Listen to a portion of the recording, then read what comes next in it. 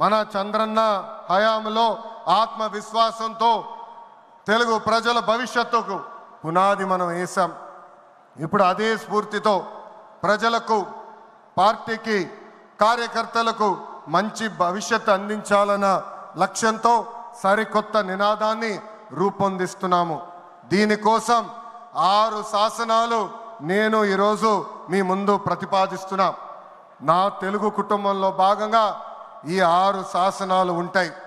మొదటిది తెలుగు జాతి విశ్వఖ్యాతి, 2 యువగలం, 3 స్త్రీ శక్తి, 4 పేదల సేవల్లో సోషల్ రీఇంజనీరింగ్, 5 అన్నదాతకు అండగా, 6 కార్యకర్తలే అధినేత.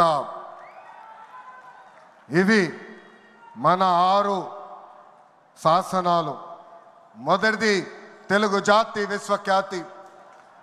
నేడు దేశంలోనే తెలుగుదేశం వల్ల తెలుగు వాళ్ళకు ప్రత్యేక గౌరవం, గుర్తింపు వచ్చింది. ఆనాడు అన్నగారిని బర్తరఫ్ చేస్తే ఢిల్లీలో మెడలు వంచి తిరిగి ముఖ్యమంత్రి అయ్యారు అన్నగారు. అదే తెలుగు జాతి పౌరుషం. తెలుగు వారిని ప్రపంచంలో పెట్టింది మన చంద్రన్న.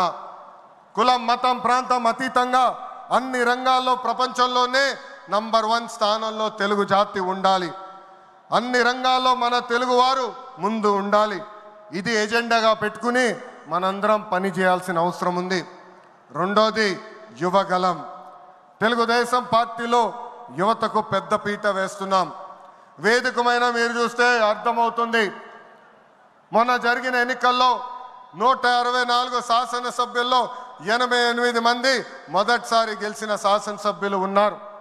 క్యాబినెట్లో కూడా తీసుకుంటే 25 మంత్రులకి ఏకంగా 17 మంది మొదటిసారి మంత్రులుగా కూడా నియమించారు గౌరవ జాతీయ అధ్యక్షులు చంద్రబాబు నాయుడు గారు. సీనియర్ని, జూనియర్ని గౌరవిస్తాం, పనిచేసే వాళ్ళని ప్రోత్సహిస్తాం. గత ప్రభుత్వంలో ఒక HSBC, Franklin Templeton, Amar Raja జాకీని తరిమేస్తే మన ప్రభుత్వ అధికారంలోకి వచ్చిన తర్వాత TCS, LG electronics, NTPC, BPCL, Reliance CBG, ArcelorMittal ఇలా అనేక పరిశ్రమలు ఆంధ్ర రాష్ట్రానికి తీసుకొచ్చాం. మెగా డిఎస్సి ప్రకటించాం. ఈ మెగా డిఎస్సి ద్వారా 16,347 ఉపాధ్యాయుల పోస్టులు వచ్చే నెల జూన్ మాసంలో కూడా మనం భర్తీ చేయబోతున్నాం. ఇంకా యువతకు 20 లక్షల ఉద్యోగాలు కల్పించే లక్ష్యంలో మన ప్రభుత్వం అడుగులేస్తుంది. మన రాష్ట్రంలో బలమైన యువశక్తి ఉంది. వారికి సరైన అవకాశాలు అందిస్తే దూసుకుని పోతారు. అన్ని రంగాల్లో వారికి ఉపాధి, ఉద్యోగ అవకాశాలు కల్పించడమే మన లక్ష్యంగా పెట్టుకుంటున్నాం. మూడోది స్త్రీ శక్తి. అన్న ఎన్టీఆర్ మహిళలకు ఆస్తుల్లో సమాన హక్కు కల్పించారు. మహిళలకి ఆర్థిక స్వాతంత్రం ఇచ్చింది మన చంద్రన్న. గత ప్రభుత్వంలో శాసనసభ సాక్షిగా తల్లిల్ని అవమానించారు. సొంత తల్లిని, చెల్లిని మెడబట్టుకుని బయటికి గెంటేశారు. అర్థమైందా రాజా? అర్థమైందా రాజా? ఉద్యోగ ఉపాధి అవకాశాల్లో మహిళలకు రిజర్వేషన్, మహిళలకు విశ్వవిద్యాలయాలు, దీపం పథకం ఇచ్చింది తెలుగుదేశం. రానున్న రోజుల్లో మహిళల్ని మరింత బలోపేతం చేసి స్త్రీ శక్తి ద్వారా మనం కృషి చేయాలి. పార్టీ పదవుల దగ్గర నుంచి అన్ని రంగాల్లో మహిళల్ని సమానంగా బాధ్యత, భద్రత కల్పించాలి. ఈరోజు నేను కొన్ని విషయాలు మీకు చెప్పాలనుకుంటున్నా. చట్టాలు, శిక్షల వల్ల సమాజంలో మార్పు రాదు. సమాజంలో మార్పు రావాలంటే మన ఇంట్లో మార్పు మొదలవ్వాలి. ఇప్పుడు కూడా మనం కొన్ని పదాలు వాడతాం. గాజులు తొడుక్కున్నావా, చీరలు కట్టుకున్నావా, ఆడపిల్లగా ఏడవద్దు, ఇలాంటి పదాలు మనం మానేయాలి. అప్పుడే మనం ఆశించిన మార్పు సమాజంలో వస్తుంది. నేను ప్రతిపక్షంలో ఉన్నప్పుడు ఆనాడు ఒక మహిళా మంత్రి నాకు చీర గాజులు పెడతానని చెప్పారు. ఆనాడే చెప్పా ఆమెకి, చీర గాజులు పంపించండి, మా అక్క చెల్లెలకు పెట్టి వాళ్ళు కాలు మొక్కి ఆశీర్వాదం తీసుకుంటానని. నాలుగోది పేదల సేవల్లో సోషల్ రీఇంజనీరింగ్. పేదరికం లేని సమాజం తెలుగుదేశం పార్టీ లక్ష్యం. 2 రూపాయలకే కిలో బియ్యం, జంతా వస్త్రాలు, పక్కా ఇల్లు, పెన్షన్ ఇచ్చింది అన్న ఎన్టీఆర్. చాలని పెన్షన్ 5 రెట్లు పెంచారు. 200 రూపాయల నుంచి 1000 రూపాయలు చేశాం. ఒకే సంతకంలో 1000 రూపాయల పెన్షన్ని 2000 చేశాం. ఇప్పుడు ఏకంగా భారతదేశంలో ఏ రాష్ట్రంలో ఇవ్వని విధంగా 4000 రూపాయల పెన్షన్ మన చంద్రన్న అందిస్తున్నారు. ఇంతేకాదు డ్వాక్రా, దీపం, అన్న క్యాంటీన్ ఇచ్చింది మన చంద్రన్న. భారతదేశంలో ఏ నాయకుడు సాహసం చేయలా, కానీ మన నాయకుడు చంద్రన్న సాహసం చేసి ఎన్ని ఆర్థిక ఇబ్బందులున్నా ఇచ్చిన బాబు సూపర్ 6 హామీ నిలబెట్టుకునేందుకు ముందలికి అడుగులేస్తున్నారు. మన ప్రభుత్వ అధికారులకు వచ్చిన వెంటనే పెన్షన్ పెంచాం. మూసేసిన అన్న క్యాంటీన్లు తిరిగి ప్రారంభించాం. మెగా డిఎస్సి ఏర్పాటు చేశాం. వచ్చే నెలలో తల్లికి వందనం ఇస్తున్నాం. ఆగస్టు మాసంలో ఉచిత బస్ ప్రయాణం కూడా మన ప్రభుత్వం అందజేయబోతుంది. ఇప్పుడు ఏకంగా P4 కాన్సెప్ట్తో పేదరికం నుంచి కుటుంబాలు బయటికి తీసుకొచ్చేందుకు చేయూత అందిస్తున్నారు మన చంద్రన్న. తెలుగుదేశం పార్టీ ఆవిర్భావం తర్వాత బడుగు బలహీన వర్గాలకి ఆర్థిక రాజకీయ స్వాతంత్రం వచ్చింది. పార్టీకి పునాదిగా ఉన్న మన బీసీలకి ఏకంగా స్థానిక సంస్థల ఎన్నికల్లో 33% రిజర్వేషన్ అందించింది తెలుగుదేశం పార్టీ. అందరికీ ఆమోదంతో ఏకంగా వర్గీకరణ చేసింది కూడా తెలుగుదేశం పార్టీ. అందుకే ప్రతి వర్గానికి న్యాయం చేయాలి, సోషల్ రీఇంజనీరింగ్ చేయాలనే లక్ష్యంగా మనందరం పెట్టుకోవాల్సిన అవసరం ఉంది. ప్రస్తుత పరిస్థితుల్లో అన్ని కులాలకు సామాజిక సమన్వయం కూడా అవసరం ఉంది. 5వది అన్నదాతకు అండగా. రైతులు లేకపోతే సమాజమే లేదు. ఈ సిద్ధాంతం బలంగా నమ్మే పార్టీ తెలుగుదేశం పార్టీ. అన్న ఎన్టీఆర్ గారి దగ్గర నుంచి మన చంద్రన్న వరకు రైతుల జీవితాలు మార్చేందుకు కృషి చేశారు. డ్రిప్ ఇరిగేషన్ దగ్గర నుంచి ఇరిగేషన్ ప్రాజెక్టుల వరకు, సబ్సిడీ, హార్టికల్చర్ వరకు ప్రోత్సహించింది తెలుగుదేశం. ఈరోజు మనం ఆక్వా, పామాయిల్, కోకో రంగంలో మనం నంబర్ 1 ఉన్నాం. మామిడి, జీడి పంటల్లో 2వ స్థానంలో ఉన్నాం. దీనికి కారణం తెలుగుదేశం పార్టీ. అన్నదాతకు తెలుగుదేశం ఎప్పుడు అండగా ఉంటుంది. పొగాకు, కొక్కో, మిరప ధరలు పడిపోతే ఏకంగా గిట్టుబాటు ధర ప్రకటించిన నాయకుడు మన నాయకుడు చంద్రబాబు నాయుడు గారు. బంగారం లాంటి భూములు మన రాష్ట్రంలో ఉన్నాయి. వ్యవసాయం కరెక్ట్గా ప్రమోట్ చేస్తే బంగారం పండించే శక్తి మన రైతుల దగ్గర ఉంది. అందుకే అన్నదాతకు అండగా అనే విధానాన్ని మనం అమలు చేయాలి. 6వది నాకు మనసుకు దగ్గర ఉండేది, కార్యకర్తలే అధినేత. ఒక అంజిరెడ్డి తాత, ఒక మంజుల, ఒక తోట చంద్రయ్య నాకు స్ఫూర్తి.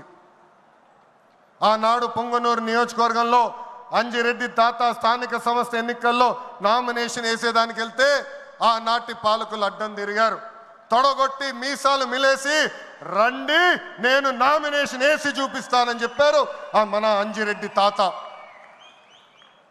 బూత్లో రిగ్గింగ్ జరుగుతుందని బూత్కి వెళ్ళి కూర్చుంది మంజుల. ఏకంగా మంజుల గారు ఉంటే బూత్ రిగ్గింగ్ జరగదని ఆమె పైన దాడి చేశారు. రక్తం గారుతున్నా భయపడలేదు. చివరి ఓటు పడే వరకు, ఈవీఎం బాక్స్కి తాళం వేసే వరకు ఆ బూత్లో నిలబడింది మన అక్క మంజుల. ఇంకా తోట చంద్రయ్య గారి గురించి ఎంత చెప్పినా తక్కువే. మనందరం చూసాం, నడివీధిలో ఆనాటి పాలకులు తరిమి తరిమి కొట్టారు.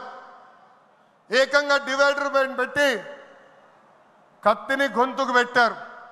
ఒక్కసారి వాళ్ళ నాయకుడికి జై చెప్పమంటే జై తెలుగుదేశం, జై చంద్రబాబు నాయుడు అని చెప్పి ప్రాణాలు పోగొట్టుకున్నాడు తోట చంద్రయ్య. ఈరోజు నేను ఈ సభాముఖంగా గర్వంగా చెప్తున్నా, ఆంధ్ర రాష్ట్రంలో ఎప్పుడు జరగని విధంగా తోట చంద్రయ్య కొడుకు కూడా ఈరోజు మన ప్రభుత్వం ప్రభుత్వ ఉద్యోగం ఇచ్చింది. అందుకే తెలుగుదేశం పార్టీలో కార్యకర్తలే మన అధినేత. ఈరోజు మేమందరం ఈ వేదిక మీద నుంచున్నామంటే దానికి కారణం తెలుగుదేశం పార్టీ కార్యకర్త చెమట. ఆనాడు చంద్రబాబు గారు ఒక్క పిలిపిస్తే బాబు షూరిటీ భవిష్యత్ గ్యారంటీ చేశారు. నేను ఆనాడు నియోజకవర్గానికి వచ్చి మాట్లాడా, శంఖారావం చేయాలి, ప్రతి గడప తొక్కాలంటే మీరందరూ తొక్కారు. అందుకే కార్యకర్తలందరూ చెప్తున్నా, నాయకుల చుట్టూ తిరుగుతాం కాదు, ప్రజల చుట్టూ తిరగండి, మిమ్మల్ని ఎత్తుక్కుంటా వస్తుంది ఈ తెలుగుదేశం పార్టీ. కార్యకర్తలే తెలుగుదేశం పార్టీ బలం, బలగం. దేశంలో ఏ ప్రాంతీయ పార్టీకి లేని విధంగా 1 కోటి మంది సభ్యత్వం, 1 కోటి మంది కుటుంబ సభ్యులు ఒక తెలుగుదేశం పార్టీకే సొంతం. పార్టీ ఆవిర్భావం నుంచి కార్యకర్తలకు అండగా నిలబడింది తెలుగుదేశం పార్టీ. నేను అనేక సార్లు చెప్పా, 2004లో ఆనాటి కాంగ్రెస్ పాలకులు అనంతపూర్ జిల్లాలో ఒక్కొక్క కార్యకర్తను చంపేస్తున్నారు.